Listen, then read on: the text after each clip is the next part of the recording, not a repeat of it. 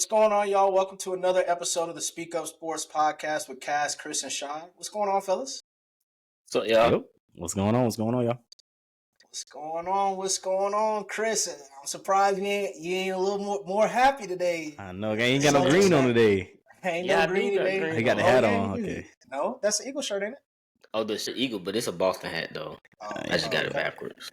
Both. But yeah, as we're speaking about the Boston Celtics are officially up 2-0 in the NBA Finals, going back to Game 3, heading to Dallas tonight.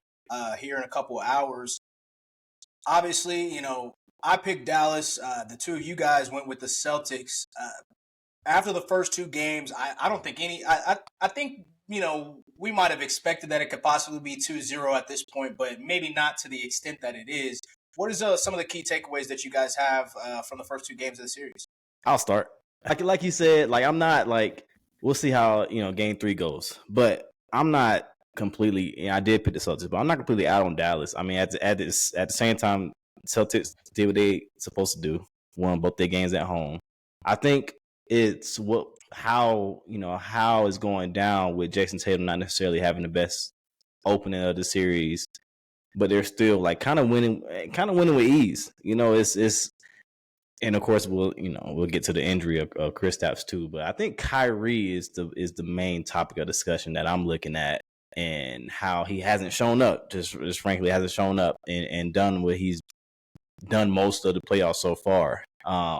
He's not even breaking 20 points, which is a problem because he's supposed to be that second scorer. Mm-hmm. When you're relying on a player like PJ Washington, cool, he can get a couple buckets here and there, but that's not supposed to be your second guy behind Luka. Let's be real. So it's the Kyrie Irving kind of no show, but I mean he knows it too. So I ain't expecting the rest of the series, for him to shape up, but it is. I wasn't expecting to see this Kyrie. What about you, Chris? What you think?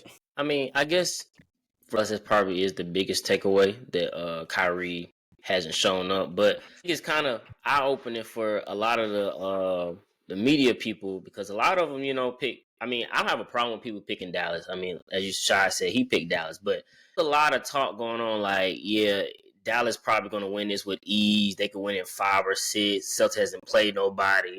As soon as they play Dallas, Dallas is tested, and it's like they pick and choose what narrative they want to use to basically pump up what they're saying. But I mean, the Celtics just came out and showed hey, it didn't matter. Yeah, the East might be weaker than the West, but we're just that much better than them, and we're that much better than most teams in the league. I don't expect Dallas to lay down still. I mean, yeah, like Cass said, we took care of business, won both home games, so this is gonna be the toughest game of the series because Dallas coming there at home. They down 0-2. They know if they lose this game, pretty much a wrap. No team has ever came back from a 0-3 deficit, so it's gonna be some fireworks this game. It's definitely gonna be some fireworks, and it's that was probably the thing that you mentioned about the rest of the media and kind of the rest of the world was probably the thing that made me the most nervous about my Dallas pick, because it seemed like, and kind of like I spoke about last week, is where with Jaylen Brown, we got to a point where people, in my opinion at least, people were they were like, oh, he's not getting enough love, but they started to show too much love, in my opinion, like I said. And I think that the same thing, just in the Celtics in general, people were hating on Jason Tatum for, a very, very, very small shortcoming, which it's not a small shortcoming. A lot of people have been talking about, his first finals, he didn't play as well as people expected. People are talking about it like he just played a terrible fucking series, which is just not remotely true. He had some bad games for sure, but people are just acting like he was gutter, he was just a complete bum in the series. And then even with this playoffs, people still, once again, they've been acting like Jason Tatum is just not good at all. They talk about him they say he's good, but they're just acting like he's not doing anything.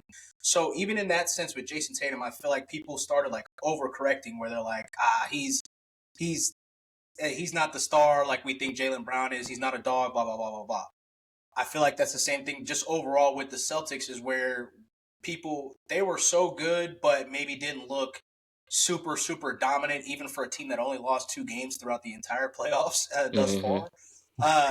But people have started to like overcorrect to where they're like, oh, yeah, they had this great record, but they're not as good as their record states. Well, this team should be in their 3rd straight final. So what really are people like you said? People saying that the the East might be weak, like it's something that I mentioned. I didn't say it was weak last week, but I did say that the West was a little bit tougher in terms of the games. But I mean, really, we should just be saying like, period. The Celtics are just that much better than everybody else. They are the team that's been the most consistent over the past 3 years. They would have been to the finals last year had Jason Tatum. Well, in my opinion, if Jason Tatum didn't get hurt in that last game, obviously we can do the if buts wins if we want. But my biggest takeaway, I think, like everybody's biggest takeaway, is where is Kyrie Irving? I don't think it should be a shock that he hasn't had the best start. I mean, the 2 good games, obviously, because as Chris mentioned, which it might end up being a reality in Derek White winning Finals MVP at this point. Possibility. I don't think there's a clear front runner. But between him, Jaylen Brown, Jason Tatum all switching on Kyrie and as well as Drew Holiday, I mean, it's clearly been giving him fits. I think that's obviously the biggest takeaway. But honestly, it's just how well the Celtics have played. We talked about the Kristaps Porzingis and his impact and how he would fit in seamlessly, or if not, he would fit in seamlessly or whatever. And, obviously in the first game, he came and turned out, offensively. And then over both games, he's been really good defensively. So that injury, I do think will be it will make an impact. We don't know how big of an impact it will. But those are probably my 2 biggest takeaways, honestly. I mean, obviously, it's not too much you can take away from 2 games. I mean, like they say, the series doesn't officially start till a team wins on the away court. So we'll see if that happens today or what. But, I mean, at this point, do you guys think, and I heard this question right before we got on from another show, do you guys think that people have been showing Luka a little bit too much love because have you really heard any criticisms of Luka aside from maybe defense over the past, to be down 2-0, like for everybody was, like I said at the beginning, I said that Jason Tatum could enter his name in the best player conversation or best player conversation. I don't think anybody aside from maybe the 3 of us really or other Celtics fans felt that way. I mean, not to cut you off, but there are people who we could talk about like even Nick Wright. He literally said like, it matter if he win or lose, he's never going to be more than 4 past 8 for me. And it's like, so you automatically just give it to like Embiid and Luka. I mean, Giannis, he won a championship. Joker did too, but you got Embiid who can't get past the second round. He can't never show up, but he's relatively always top 5. Doesn't matter what he do. Yeah. And I think people have still slowly started to come off of Embiid, especially after this past season. But I mean, you're right, and it's just interesting to, like you said, the narratives. People fit narratives however they want. I'm sure we've done it in some of our shows or whatever the case may be. But It is just funny. Like, as good as the Celtics have been, they have gotten an extreme amount of hate for a team that's been that dominant. And I don't think it should be that much of a surprise. I think Luka just gets like way too much. And I mean, look, we all know how great he is as a player individually. But like his leash is very long. He gets a lot of grace. And like you say, you don't hear any criticism about it, but it's not like he's not been playing perfect.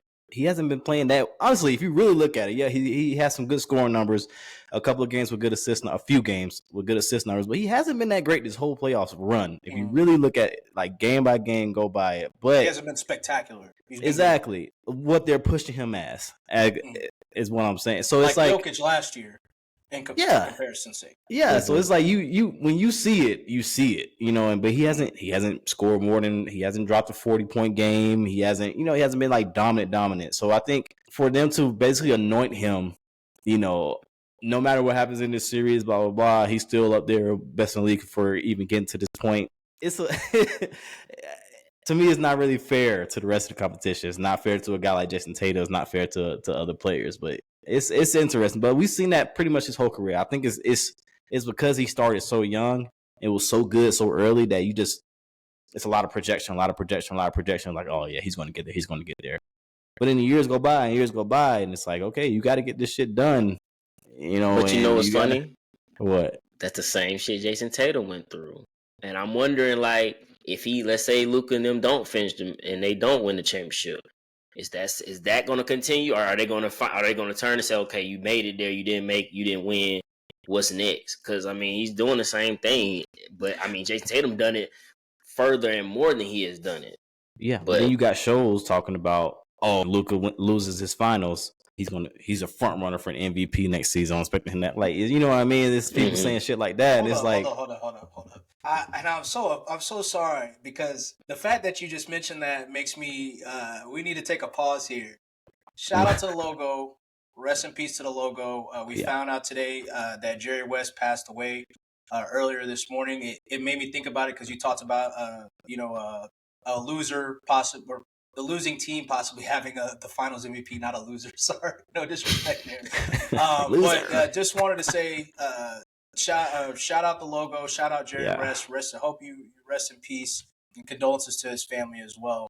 Sure. But that was a shock that I don't think any of us were expecting today. Obviously, you never know.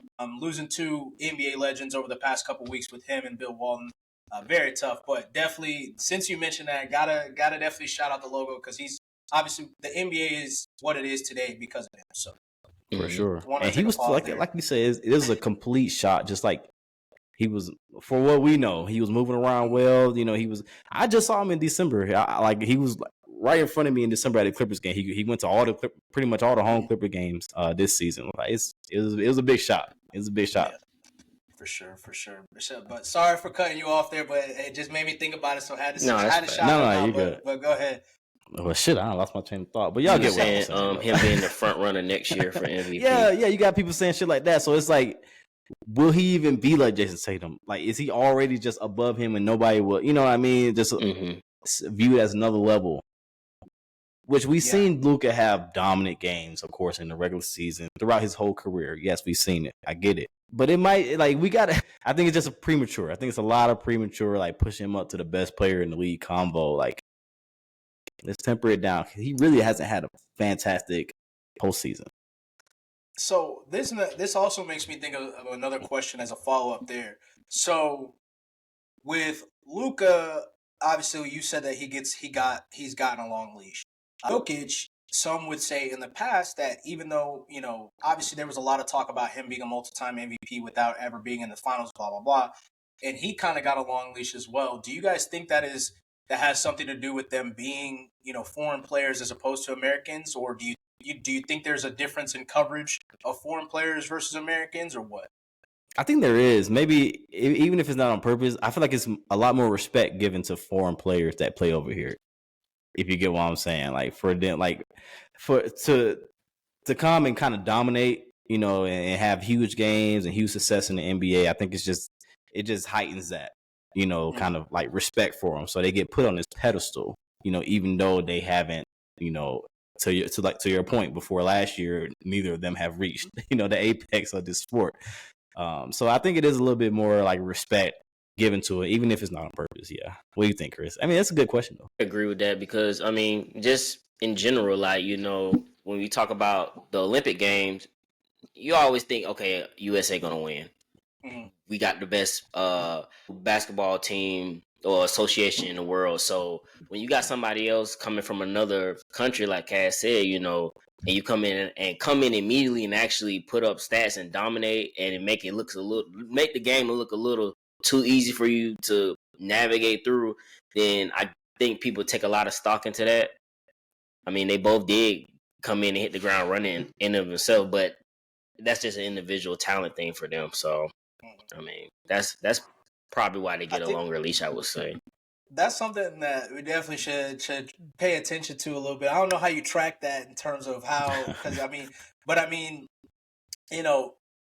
I would say they're similar coverage for the most part, but even to the point, like, I feel like a lot of the American, and they did a little bit with Luka, not so much with Nikola Jokic, but even the American players, they're the first thing, as soon as an American player is good, after that first or second year, they'll automatically start talking about he needs to go to LA or he needs to go to New York or one of these big time markets. They don't even do that. I feel like they really don't do that with the foreign players either.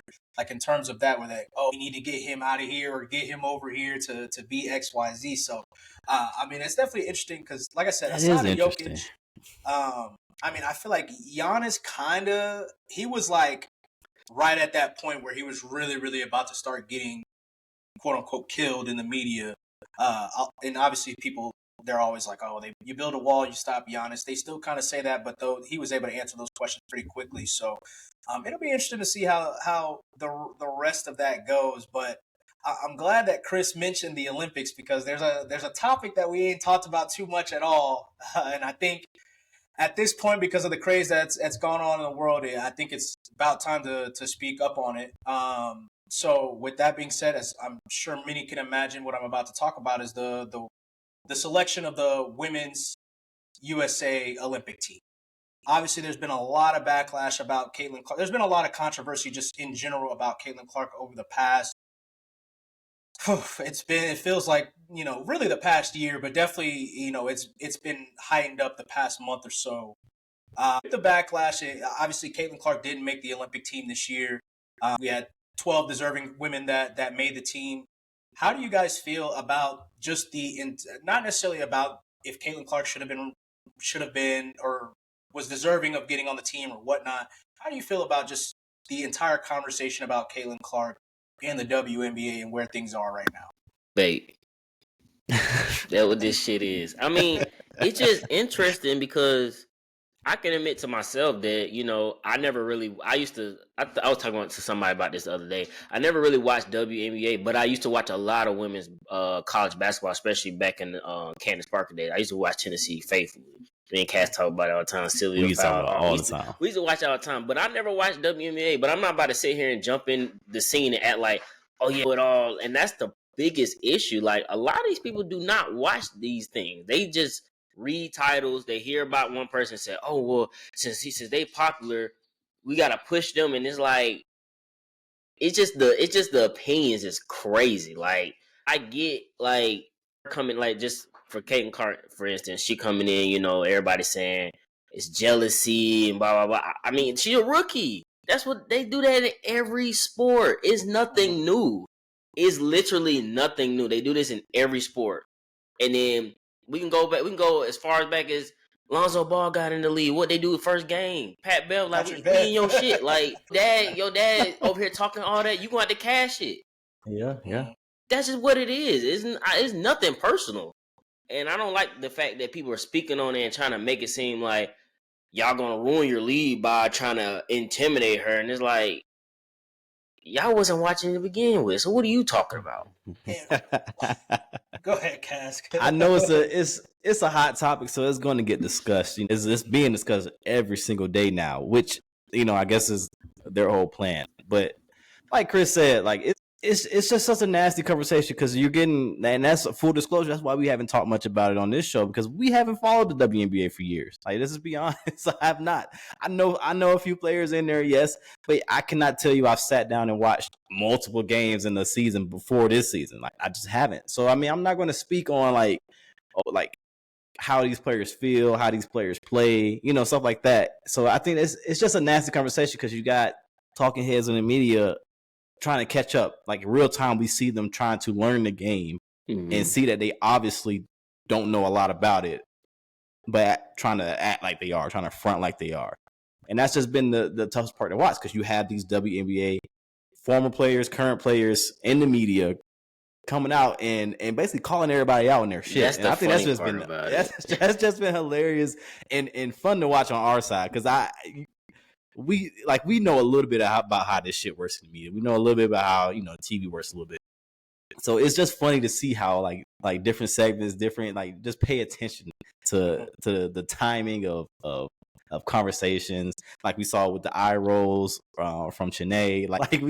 It's just funny to watch it from the outside looking in. But it's just such a nasty conversation, and I get that it's going to be like this, like probably going forward, which is a good thing in a way, because all publicity is good publicity. But I just wish they didn't try to act like they know exactly what they're talking about.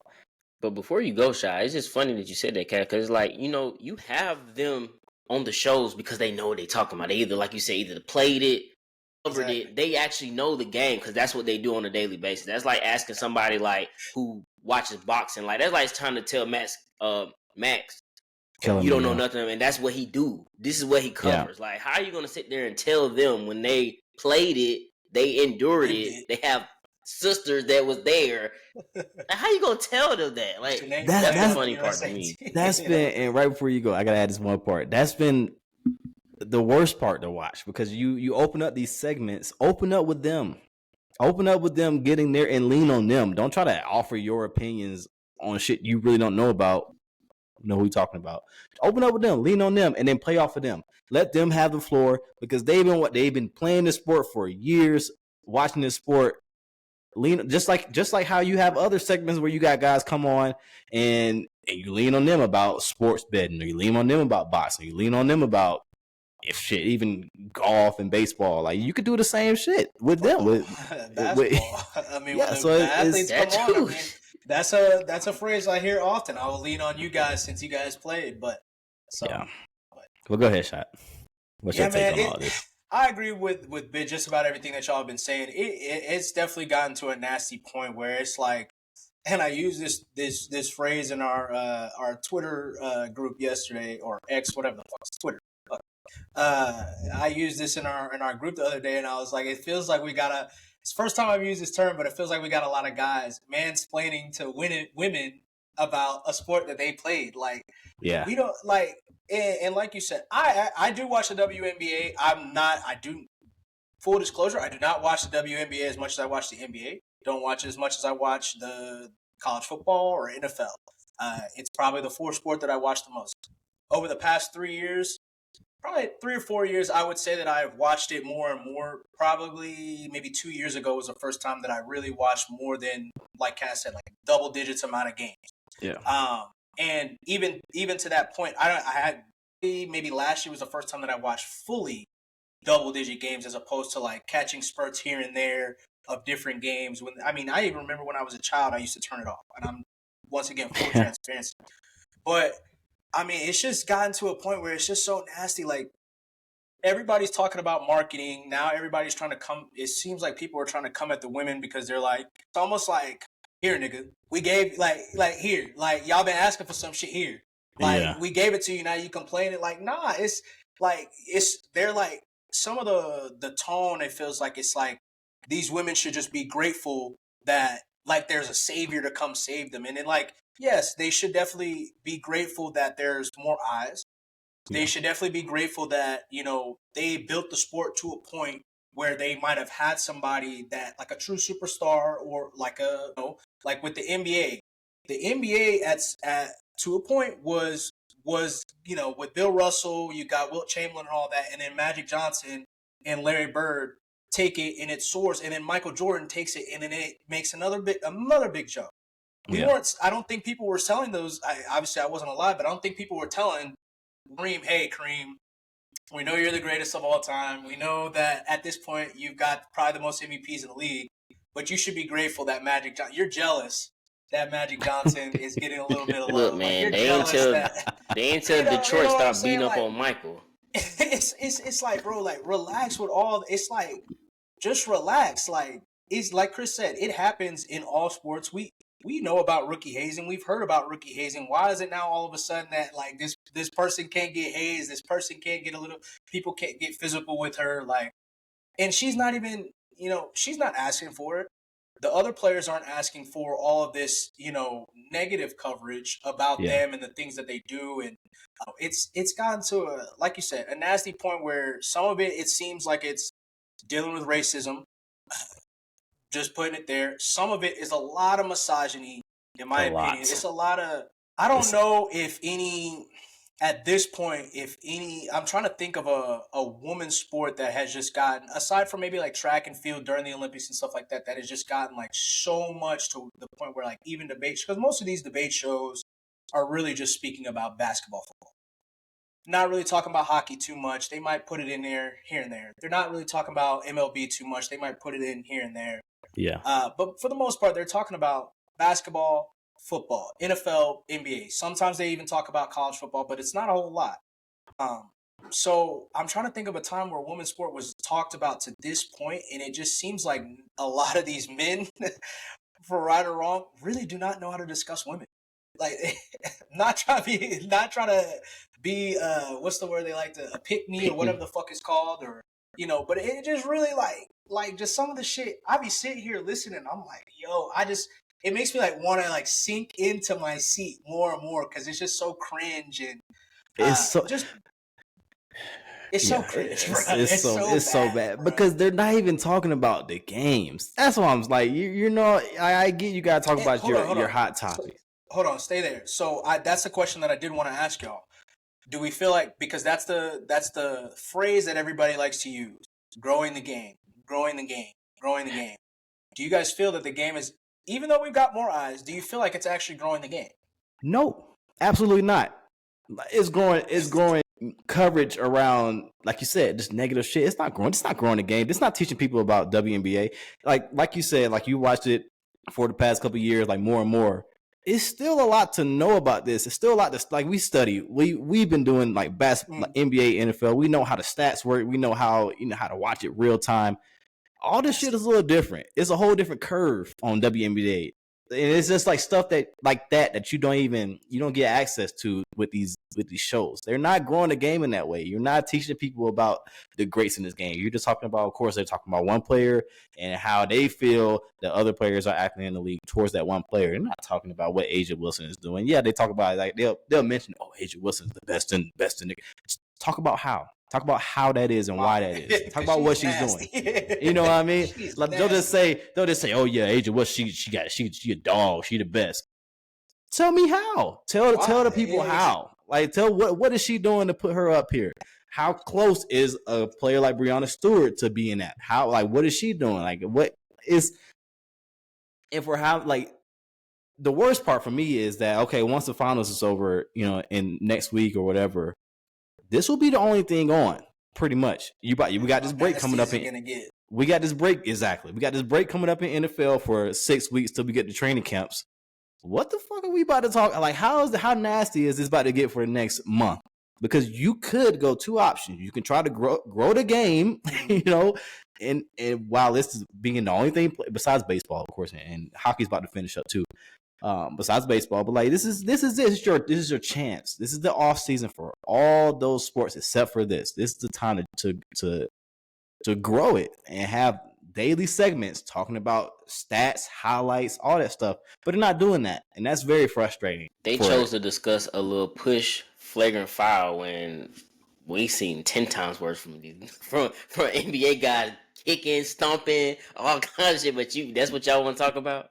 That's the discussion we want to have. We're not breaking down no film. We're not showing like we're not. It would be great if they would, like you said, number one, if they let the former WNBA players speak about the W, speak about why that play is not a big deal. Speak about the greatness of like an A'ja Wilson or Rike or Chiney's sister, anything like that. Speak about it. Speak about why Caitlin Clark is actually great. Like, aside from she's like the white Steph Curry, or some of the simple things they say. Like speak about why she's good. Speak about like her playmaking, her ability to shoot off the dribble, her ability to shoot in transition. Her lack of ability. Well, I wouldn't say lack of ability, but where she can improve on her finishing. Speak on stuff like that. Like the same way you're still gonna have the silly storylines that they have about players. I mean, we see it with all sports. They have some silly storylines. They have some stuff that's redundant that really doesn't need to be talked about. But right. like you said, is it really growing the game? Like, does anybody that's watched over the past month or so know more WNBA players that didn't go and do their own research, or that weren't already fans, or that weren't that aren't just watching and they're listening and looking for these the ESPNs, the FS1s, CBS, all of these guys? They're looking for their insight. Has anybody learned any new names? Or at least do you guys think? Like, do you think? There's no way you can. It's all about sound bites and not about the game. That's pretty much what it is. We get sound bites from Angel Reese, sound bites from Becky Hammon and A'ja Wilson, but it's all about Caitlin Clark. We're not learning more games. We're not learning, who's on the Atlanta Dream. We're not learning, who else is on the Mercury. There's a lot of stuff that it would be cool to learn. Like, okay, there's not as many teams. I didn't know that the Olympics interrupts their season. Wouldn't that be great to know about? Like, and how that affect the players? Like stuff like that. It's like, and historically, how did they handle that? How did they handle that break for players that played in the Olympics and players that did not? This is stuff that we're not after and before. Exactly. Like, it's just so much stuff that it's gotten so nasty, bro. But it's just yeah. Does the world even know what Caitlin Clark does well aside from shoot threes? No. We're really growing the game. So like, I just, everybody take a step back, take a breath, relax. It's okay to be a little transparent if you do. I mean, we all know the WNBA has only been a league for about 25 years, a little over 25 years. It's a new league in general. Like, not even just the publicity, not even just us talking about it. It's a new league in general.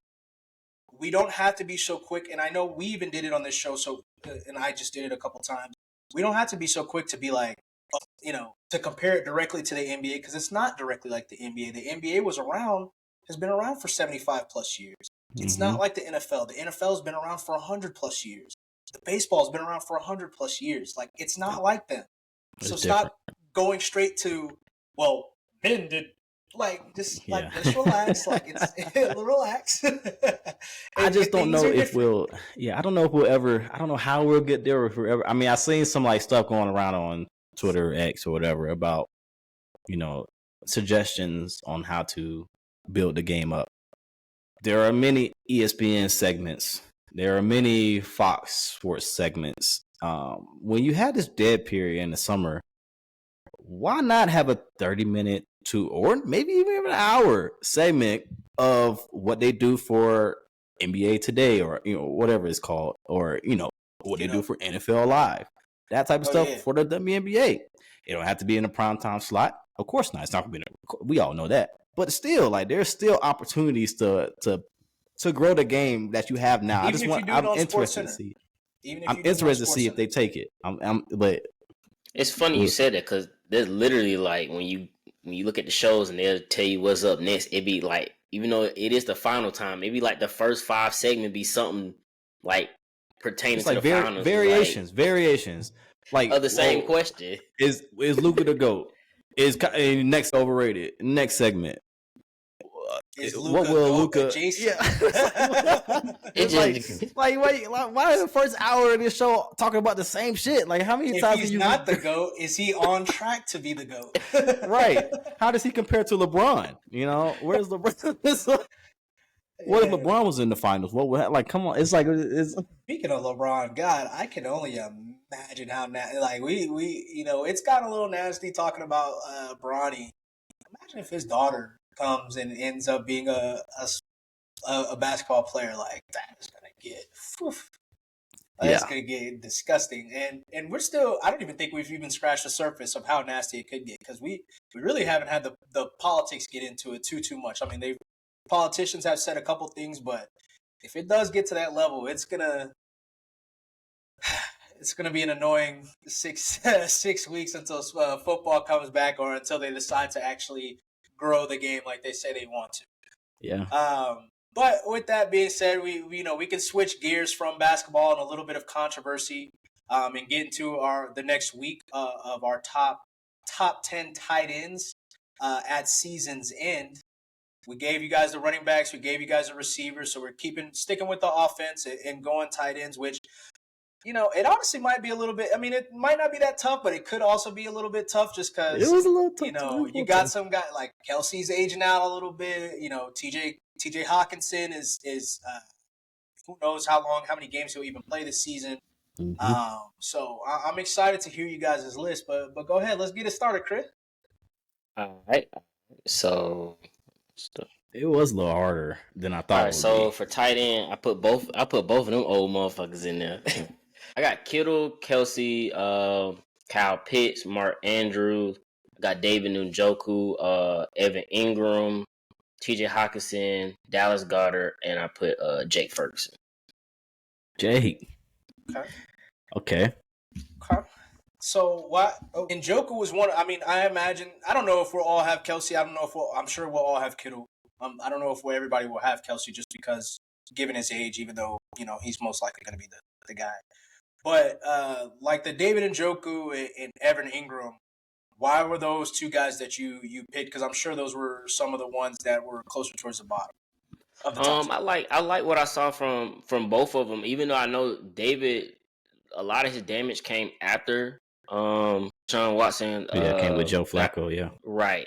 But I feel like with Nick Chubb, trying to ease his way back in, Deshaun needs some easy outlets. I mean, he got some good receivers, but that tight end position, that's a real good easy outlet, and he's actually I ain't gonna say a matchup nightmare, but he can get open and he can do damage when he gets volume catches. I don't expect him to get a whole bunch, but I think he's gonna do well this year. And then same thing with Evan Ingram. He started to not that well with the Giants, but I feel like when he went to Jacksonville, that Trevor Lawrence, he actually did pretty solid with, and I think they could just grow together. So that's why I had threw them to it.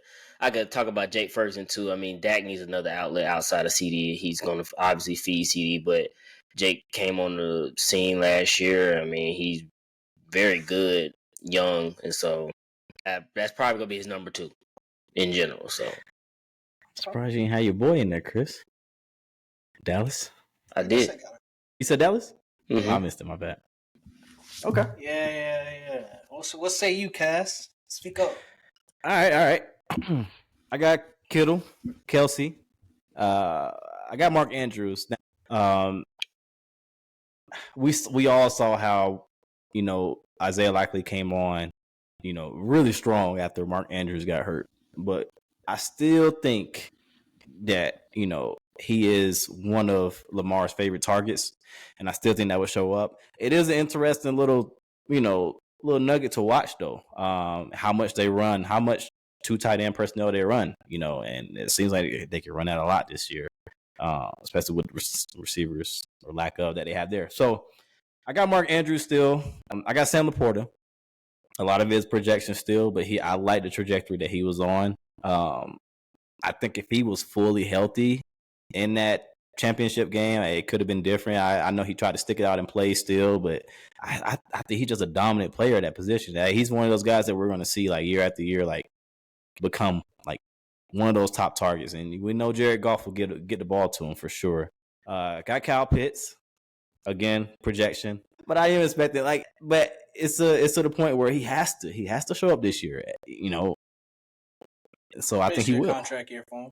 It's a huge year. I got Trey McBride on my list. I liked what he did. I liked the continuity there, bringing pretty much all their whole team back in a way, at least their offense. So I'm expecting another jump from him. I like what I saw from him last season. I got Dalton Kincaid. So I got a lot of young guys on here. Dalton Kincaid, I like his receiving prowess. We saw it come on a little bit more with Josh Allen down the stretch. Now without Stephon Diggs, who's going to be that kind of target monster that we're trying to figure out? Could it be Keon, like a receiver like Keon Coleman? Sure. But Josh could lean more on the tight ends. I think they're a team also that could run a lot of 2 tight end sets. So we'll see how that goes. I got Dallas Goedert as well. Expecting a bounce back year. I know he dealt with injuries and stuff too. I got TJ Hawkinson. He's still one of the best tight ends in the league. Like you said, Shad, I was struggling to put him on this list because I don't know how much he's going to, when he's going to bounce back and how he's going to be coming off of that injury. But still think the talent is there. And then rounding it up, now this is hard because I was going to put Evan Ingram.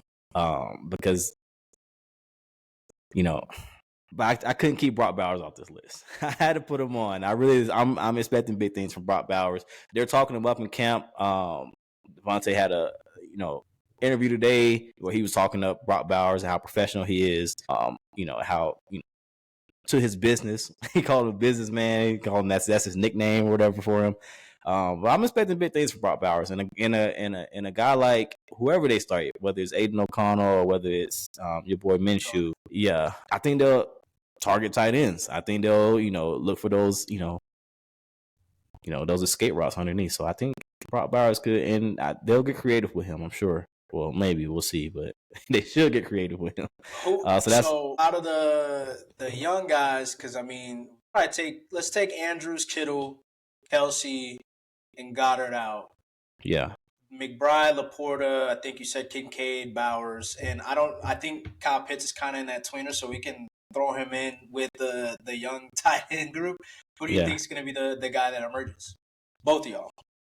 That's a good question. I don't lie, I kind of want to lean Trey McBride, but I'm going to go Dalton Kincaid. I really think he could really see a real uptick this season, and there's a need there that we haven't. We'll see how they feel. So I got Dalton Kincaid being that guy that kind of emerges to be one of those top 5 tight ends this season. I got Brock Bowers.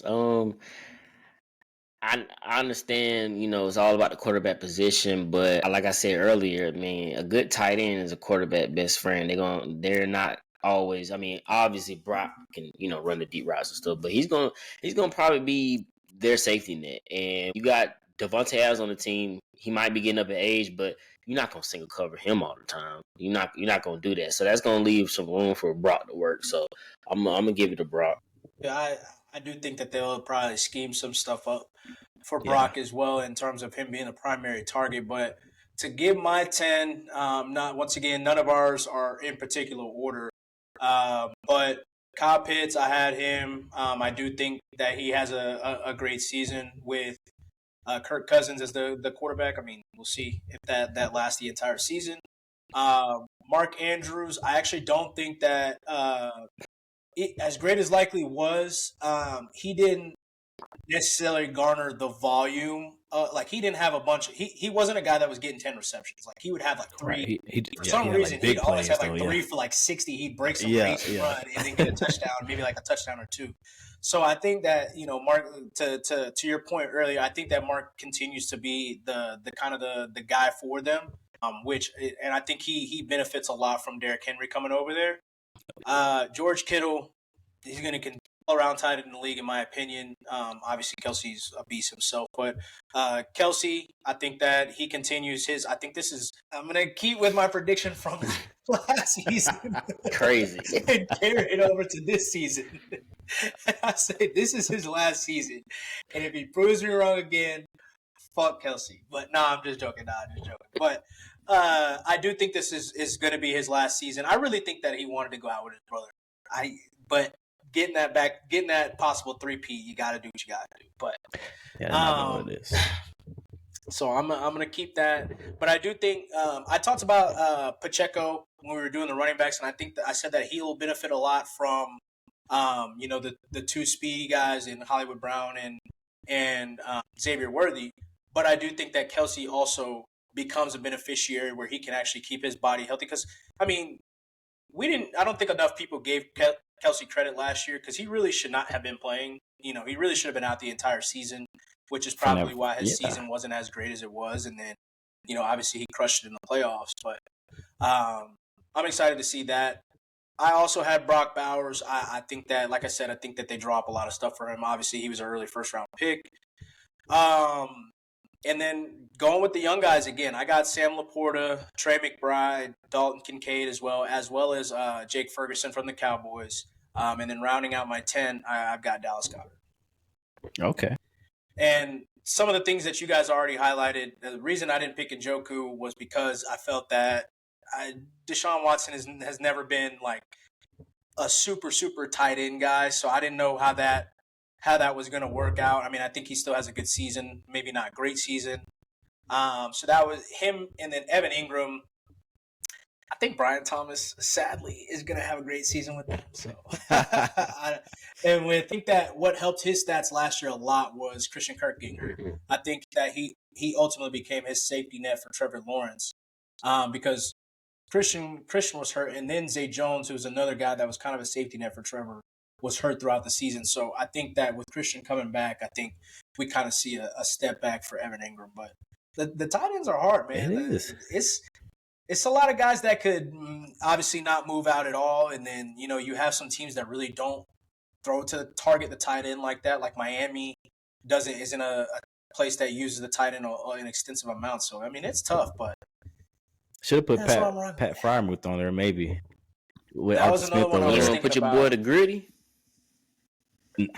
Well, we don't know what's going on Mike up there, Gesicki. man. I ain't picking nobody from. I will say that I did think about putting my boy Lonnie Woods in there from Indy, but I held back. I held back from the homerism. Yeah, man. Look, I'm just gonna give you guys. I said it a couple weeks ago. I think the Colts are gonna be a top 10 offense again. So Well, we gonna see, man. keep that in I hear mind you. when we get into them quarterbacks. I'm just talking shit. We'll see. But that gives us a wrap. Another episode of Speak Up Sports Podcast, trying to get out and get an opportunity to watch the rest of this the finals game tonight. Before we sign off, who you guys got tonight? Are we going up? Is the Celtics going up 3-0, or are we getting a 2-1 and getting a real series? We're going 3-0, baby. I got Dallas winning this one. I think they show some life, and I had Celtics in 6, so I mean they got to win a couple, and that, if they don't win this one, that shit ain't over. So I mean that shit over. So he gotta win a couple. what do y'all? Well, give yours, and then we'll talk about Kristaps real quick. Heart is telling me the Celtics are going to go up 3. Really? But my head is telling me that Luka and Kyrie aren't going to go out like that. I hope not. So I'm going to rock with my head today, which is what got me in trouble already because my heart was telling me to go with the Celtics anyway to win the series. But I also have a $100 bet up for the Mavericks to win, which is Ooh. So y'all think this Kristaps shit is like more like gamey? Yeah, then like you think I don't think he's coming back this season. I mean, this series. I mean, like, what do y'all think? I don't know. I have no idea about this injury. Of course, we've seen the talking heads. We've seen the doctors on Twitter talk about it. Only thing from all the information that I got from just reading everything about the injury itself, either way, he's going to have to get surgery. So just to put off surgery for him not to play, I see if you just knew he wasn't going to play, then he out. But it could be gamesmanship. But I think my honest opinion is I think he's not playing tonight. Yeah, they just ruled him out, and then he's going to play Friday. You think he'll play Friday? Okay. I think he won't play tonight. He'll play Friday. I don't think he takes. But I get this one caveat: if we win tonight, he's not playing Friday. Yeah, that's no point. Yeah, for sure. Yeah, he's not playing. For sure. So I'm on the kind of the same thought process for that last piece that you said. I think that they don't rule him. I think he's never touching Tennessee in a single minute again in this series. But I think they want to keep the option open in the event because they know it's Luka, they know it's Kyrie, and at any point it could end up being a series for real. Mm-hmm. And I think they want to keep their options open. Like, if he does miraculously be able to, do something, we could use him for a Game 7 or a Game 6 closeout, something like that. Oh, okay, so I was about to ask you, did you think that they would dress him out and just not play him, or exactly? Okay, not obviously not this game, but right. They're going to keep the options open just in case there is a need. I mean, at the end of the day, he doesn't necessarily have to be super effective offensively, but defensively, I mean, he's going to be a problem regardless. Because those guys, we saw. What the fuck are you doing, Josh? What are you doing? That boy said, "I don't give a fuck." That is not your game, son. Yeah, playing out of character. For sure. No, I'm just talking shit. But nah, bro, don't. Hey, I would, even if it's LeBron, I wouldn't say just go up against KP like that. Yeah, huge game tonight. Huge game. Huge game tonight. But that's next time. If they win tonight, we are probably gonna have a winner by the next time we see y'all. So we'll see. Yes, sir. Signing off for another episode. We will catch y'all next week. Yes, sir. Shout out the logo.